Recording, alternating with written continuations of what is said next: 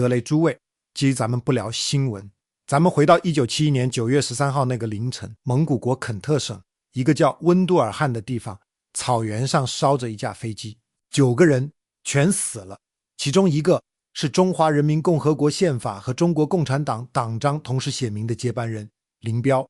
这件事在网上被讲过1万遍，大部分讲法纠结的都是同一个问题，林彪到底想不想政变？他知不知道那个571工程纪要，飞机是自己摔的还是被打下来的？我接要说的是，这个问题问错了。他不但问错了，而且正因为大家都盯着这个问题，50多年过去了，咱们对这件事的理解还停在破案的层面上。我先把结论摆出来，省得诸位听半天不知道我要说什么。第一，林彪想不想政变，到今天证据都不足以下定论，而且这个问题就算有了答案，也解释不了他为什么必须死。第二，真正要问的是另一个问题，为什么但凡坐上接班人这把椅子的人，一个都没落着好下场？刘少奇、林彪、王洪文、华国锋、胡耀邦、赵紫阳，一直到前些年的孙政才，这不是7个人的性格问题，这是一台机器的稳定输出。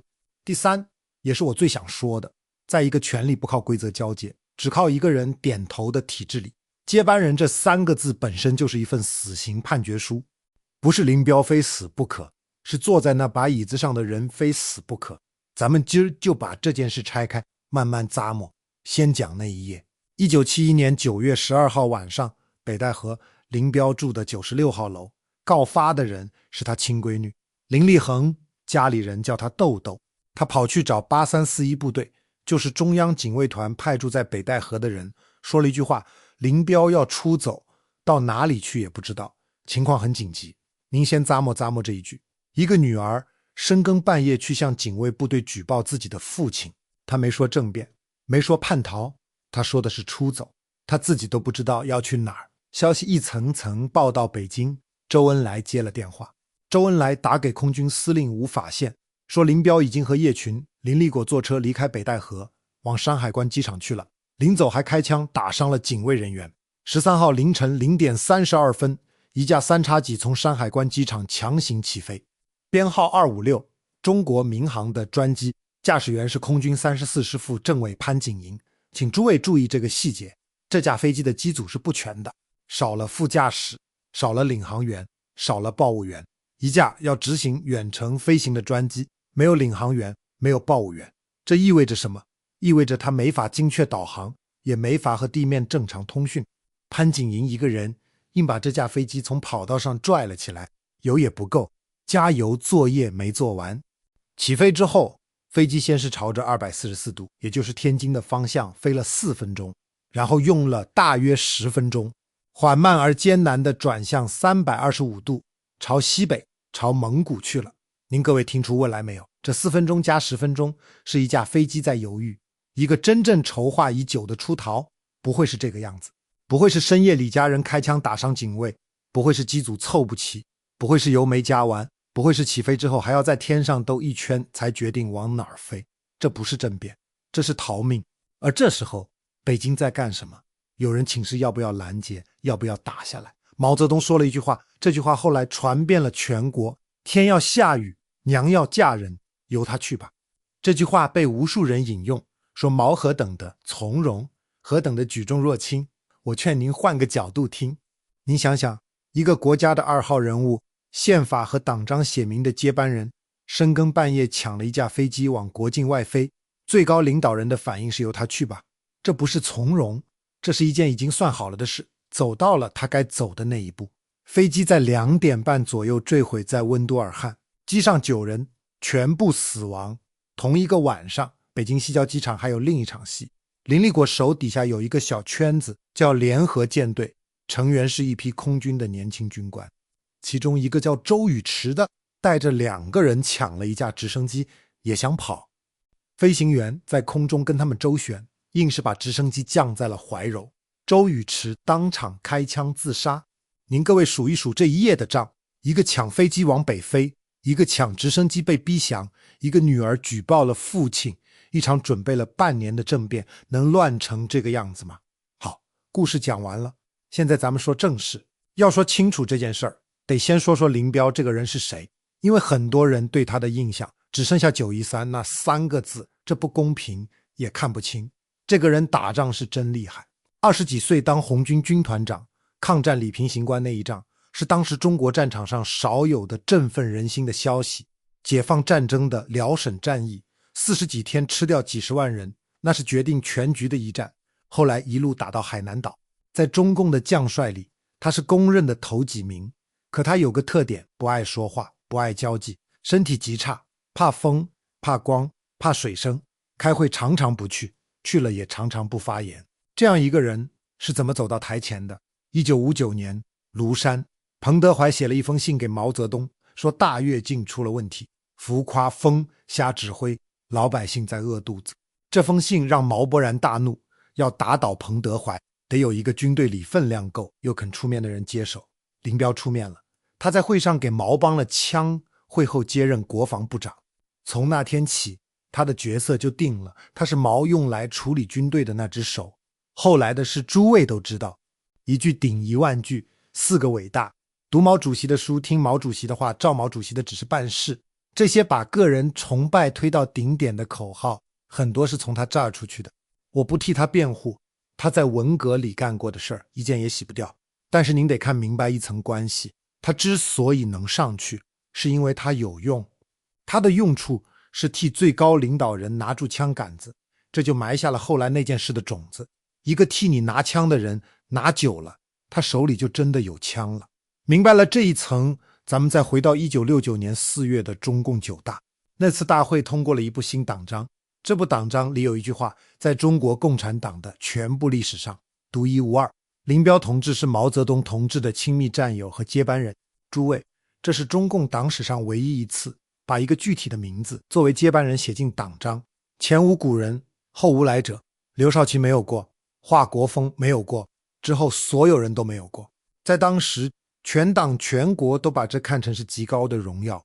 林彪本人是什么反应？他很少讲话，也很少露面，身体一直不好，怕风怕光怕声音。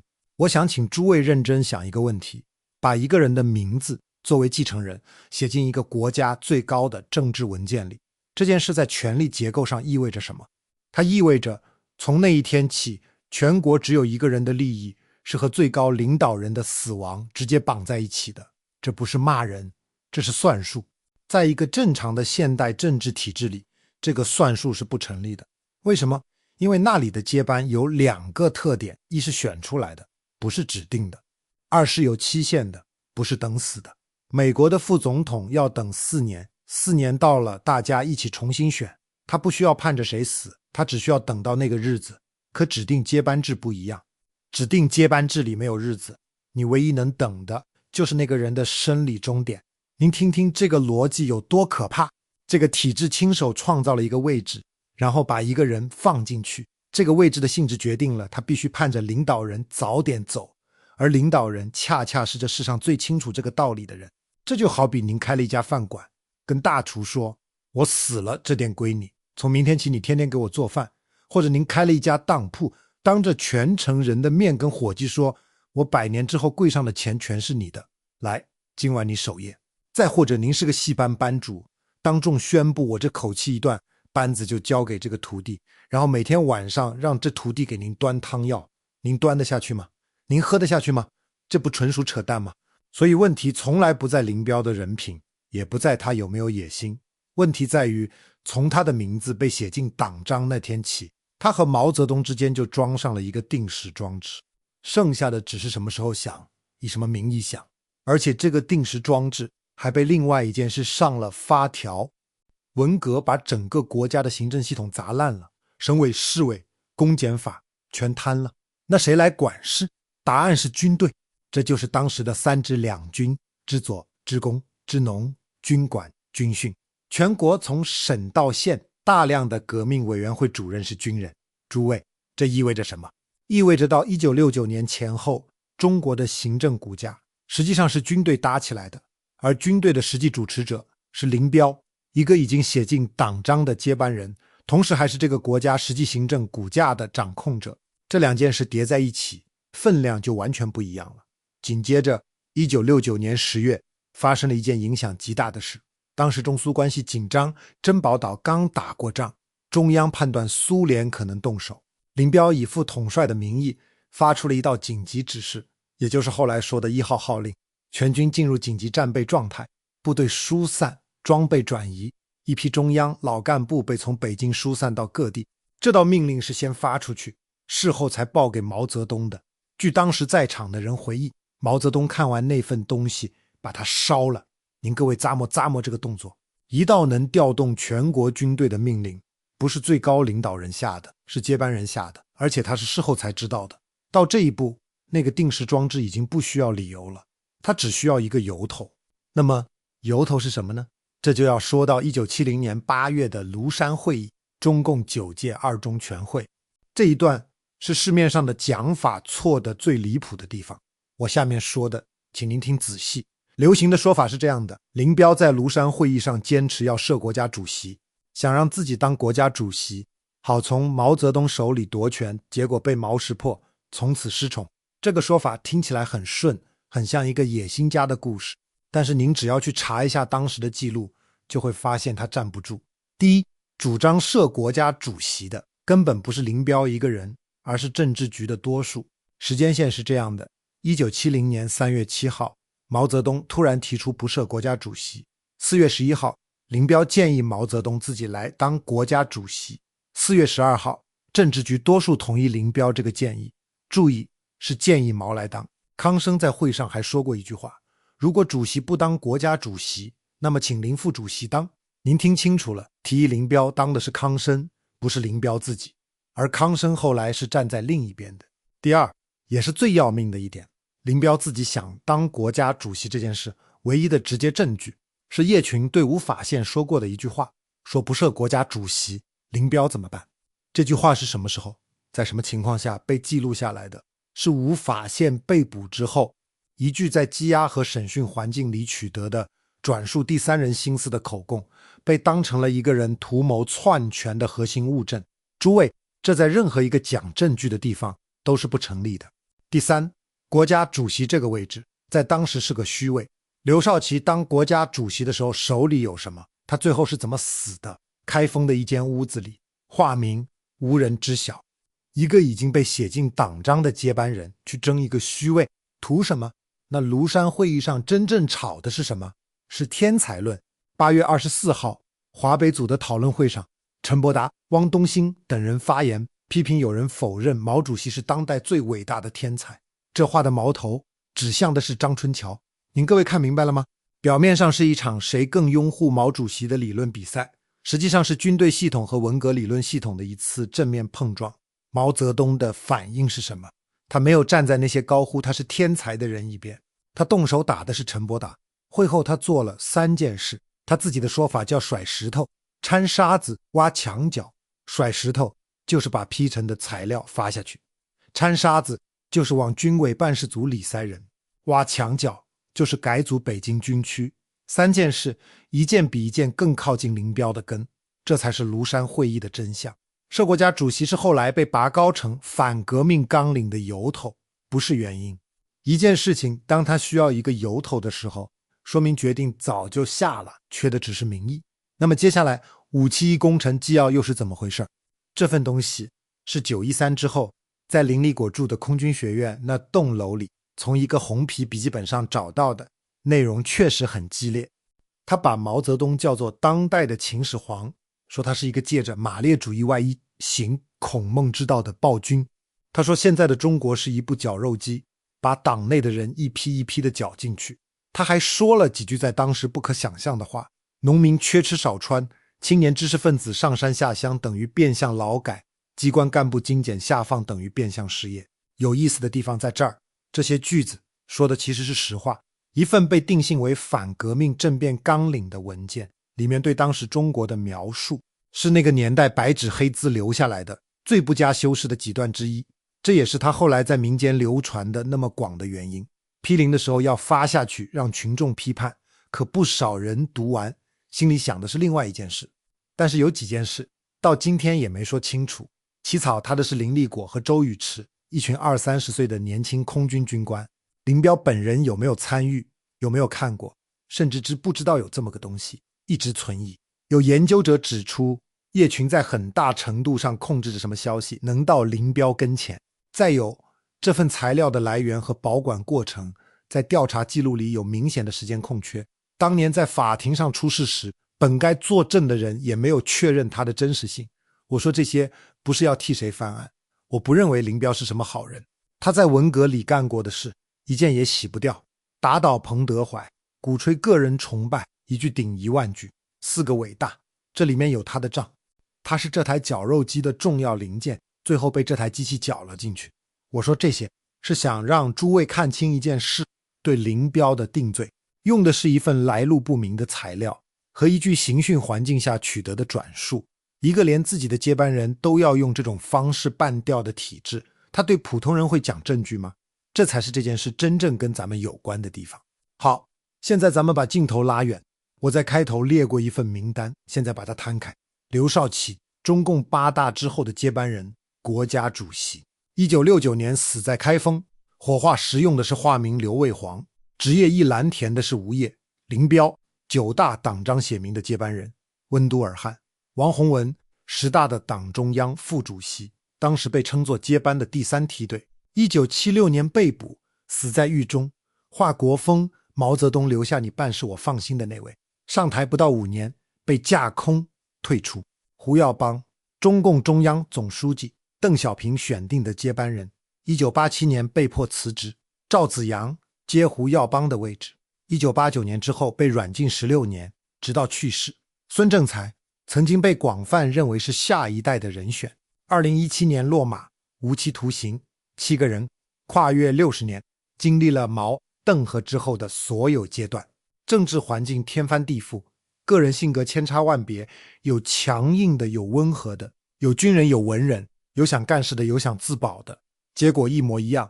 诸位，当7次实验换了7种材料，7个操作员，结果全都相同的时候，说明问题不在材料，在这台机器本身。而且您注意这份名单里的一个规律，这7个人下台的罪名一次比一次体面。刘少奇是叛徒内奸公贼，林彪是叛党叛国，王洪文是反革命集团，到胡耀邦是资产阶级自由化问题上态度软弱，到赵紫阳是支持动乱分裂党，到孙政才就成了严重违纪。罪名的用词在文明化，可结果一点没变。这说明什么？说明变的只是这台机器的外壳，性子没动过。以前是斗争大会，现在是纪委通报；以前是叛国投敌，现在是严重违纪。手法在更新，逻辑是同一套。咱们再往深一层想，一个人为什么会被换掉？在有规则的地方，是因为他选票不够，或者任期到了。这2条都跟他跟领导的关系没关系，都是公开的、可预期的、事先写好的。在没有规则的地方，只有一个原因，他让上面的人不放心了。而接班人这个身份最要命的地方就在这儿，他天然就是最让人不放心的那一个。他不需要做错任何事，他只要还坐在那儿，他就是那个在等着的人。那么这台机器现在怎么样了？他学会了一件事，他学会的不是怎么让接班人活下来，他学会的是干脆不指定接班人。您看今天中央委员会里有没有一个被明确指认的继任者？没有。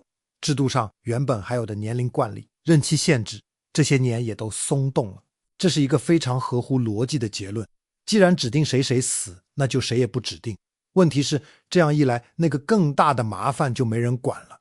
权力最后怎么交？历史给过答案。凡是没有规则的地方，交接就只有2种方式，一种是在最高权力者死后，靠一场无序的竞争分出胜负；另一种是政变。1976年是第一种加第二种的混合，913本身也是这个逻辑的一次爆发。咱们把这件事说完，说说它留下了什么。913之后，全国开始批林整风，后来又叫批林批孔。可这一次的批判出了一个谁也没料到的效果，因为这个人不好批。您想想那时候一个普通中国人的处境，他从小被教育毛主席是最正确的，毛主席选的接班人当然也是最正确的。所有的报纸，所有的广播，所有墙上的标语，天天说林副主席是毛主席最亲密的战友。然后有一天上面通知他，这个人叛国投敌，摔死在外国了。那么请问，以前那些话是谁说的？如果毛主席永远正确，为什么他选的接班人是个坏人？如果林彪一直是个坏人，那这么多年的宣传算什么？这道题无解，不管你怎么回答，都有一样东西碎了。有一位当年在内蒙古下乡的北京知青，40年后回忆那一刻，说当时非常震动，对很多事情开始重新思考，更加不盲目了。您各位注意这句话里的4个字，更加不盲目，这就是913真正的历史后果。